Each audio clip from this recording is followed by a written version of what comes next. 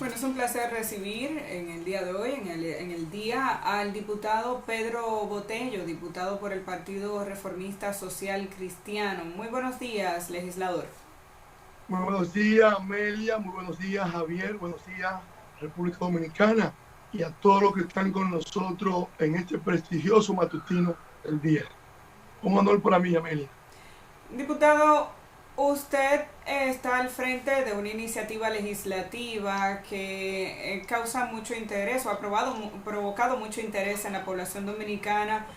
Sectores a favor y en contra de que se utilice el 30% de los recursos acumulados por los trabajadores en las AFPs. La propuesta suya es de que esos recursos una persona pueda acceder hasta el 30% de lo que ha acumulado una AFP para paliar la situación del coronavirus. Si puede indicarnos qué otros detalles contempla esta ley, que aparentemente ha recibido ya el visto bueno de las comisiones que lo estudiaban en la Cámara de Diputados.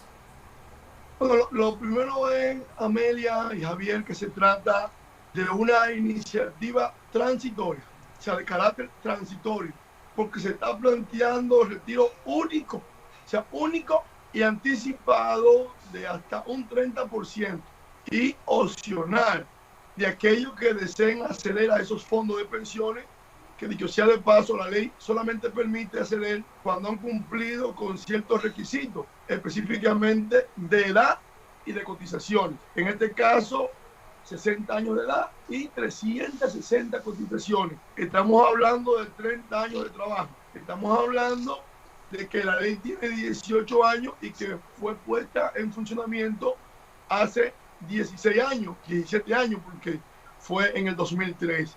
Entonces, en este momento de emergencia que nadie se esperaba una situación como esta, la gente tiene dinero ahí guardado para el futuro, para cuando su vida laboral haya concluido, pero es inminente acceder a ello porque es la única fuente económica, al menos que tengan otra, para ello paliar su situación económica. Hay muchas personas que no tendrán que acceder a estos fondos porque tienen sus problemas resueltos, están produciendo, tienen otro tipo de ahorros.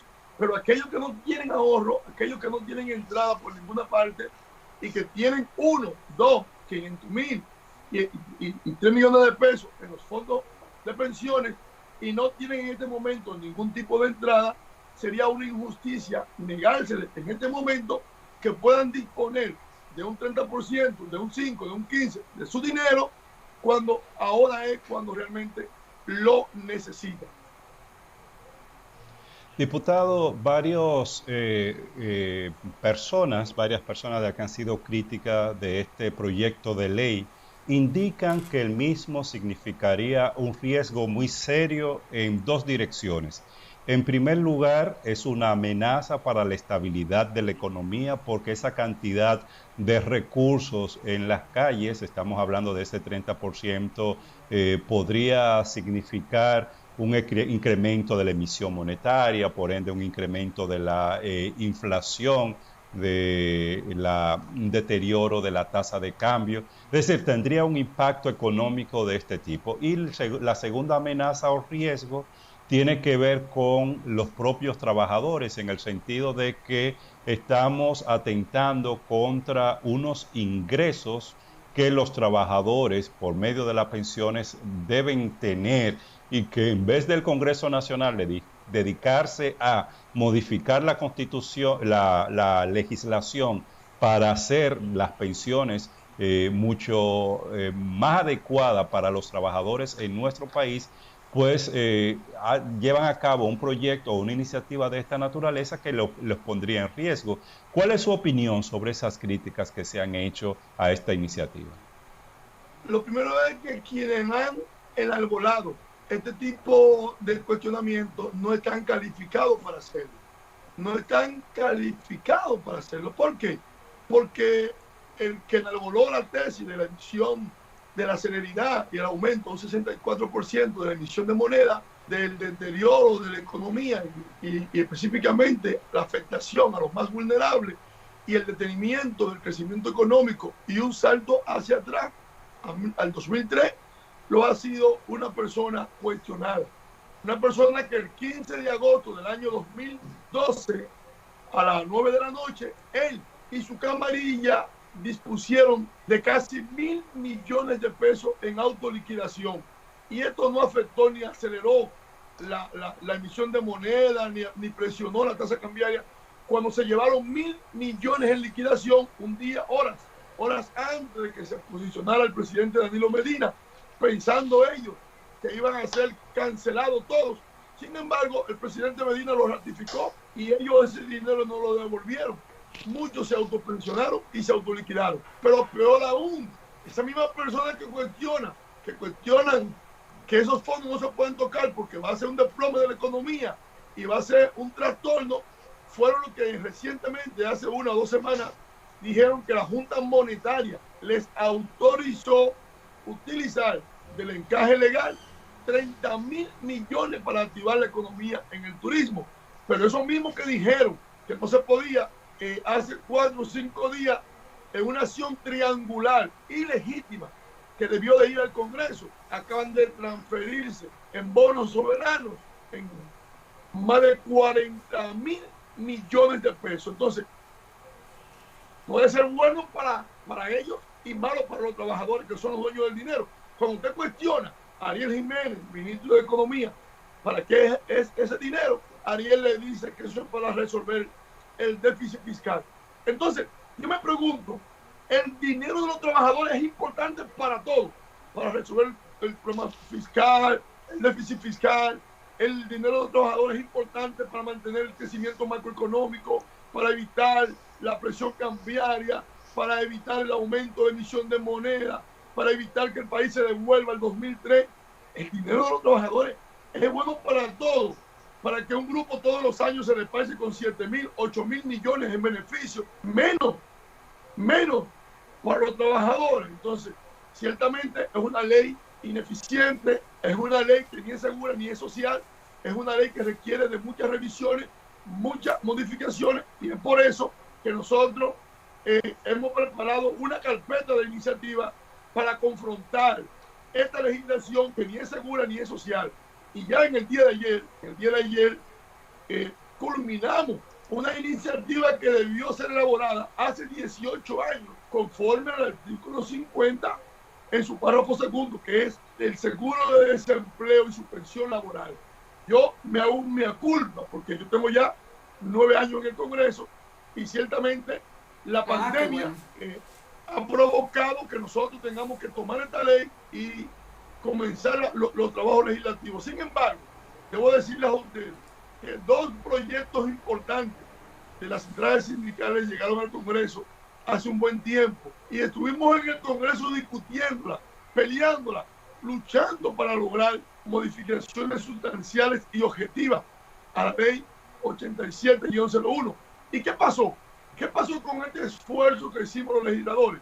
Que el último 27 de febrero, de agosto, de febrero, el presidente de la República se apareció en el Congreso con un proyecto de ley traído por la Greña y sacó del escenario 2 proyectos importantísimos con objetividad que se estaban discutiendo, y fue toda una trampa que al final lo que hace es que beneficia a las AFP, o sea, lo que hace que le beneficia en mayor sus beneficios. Entonces toda esta carpeta legislativa que tenemos a mano la vamos a someter para llevar a cabo toda una revolución de la ley de seguridad social. Tal es el proyecto de ley que tenemos, que autoriza, que ordena a las AFP desembolsar más de 2.000 millones de pesos de personas afiliadas que han fallecido y que ellos por cualquier pero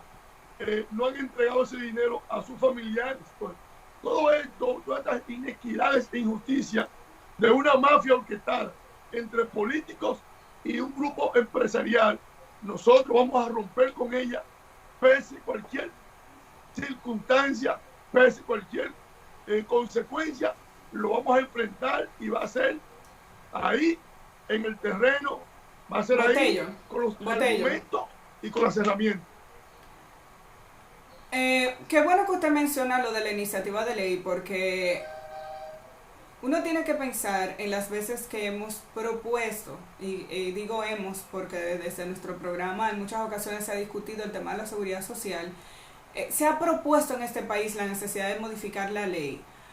Me pregunto por qué hablar de sustraer recursos de los fondos de los trabajadores a sabiendas de que como está la ley ahora mismo, el retiro de cualquier ciudadano en este país representa cerca de un 20% del salario último con el que esa persona se retira, y si le vamos a sacar dinero de ahí, imagínense con qué contará para el retiro. ¿Por qué estamos hablando de sacar dinero del de los trabajadores y no estamos hablando de disminuir los beneficios de las AFPs?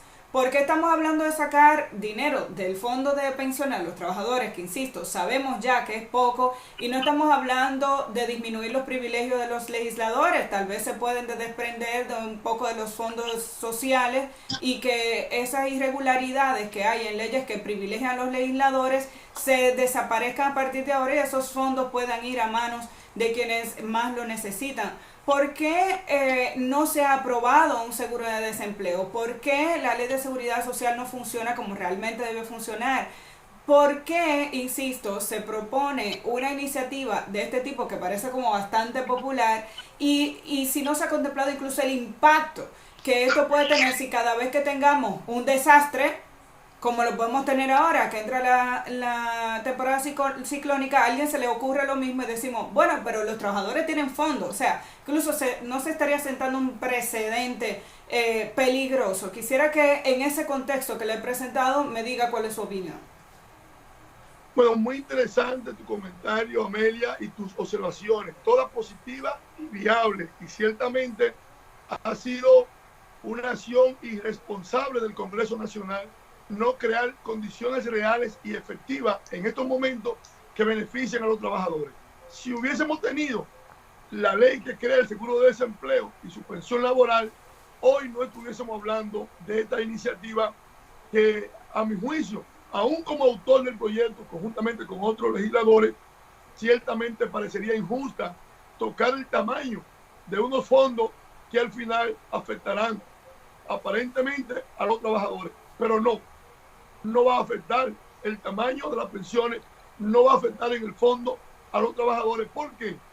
Porque esa es la idea que se ha vendido, que en el futuro va a afectar la pensión de los trabajadores. No, nosotros vamos a plantear en esta iniciativa mecanismos de recapitalización, y tú lo has mencionado, los beneficios de las AFP, privilegios, no solamente los legisladores, porque esos son los menos, porque esos son los que más se promueven. Los privilegios que tienen todos los ministerios, todos los funcionarios del gobierno central.